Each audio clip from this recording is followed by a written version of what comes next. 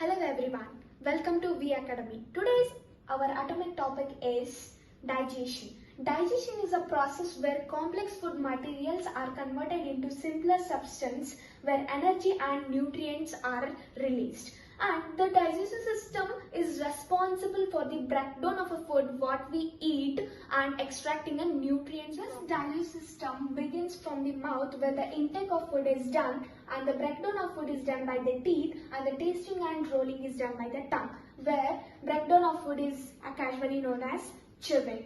And where the salivary gland is present, where it produces saliva which secretes the salivary amylase enzyme. This salivary amylase converts starch into simpler sugar where the transfer of food from mouth to stomach through the pipe-like structure called as the esophagus by the parasite. It expands when food is entered to it. The stomach is this muscular organ and bean-shaped.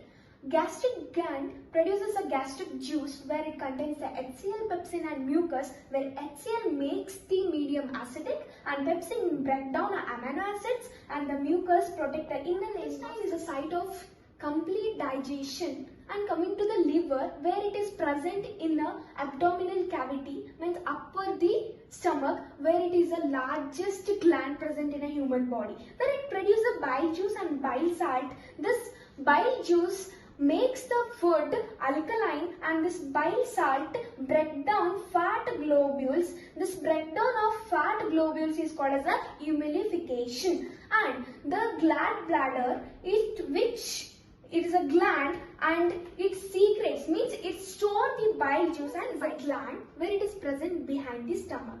It secretes the two enzymes trypsin and lipase. Trypsin break down the protein into amino acids. Lipase break down the emulsified fat into glycerol.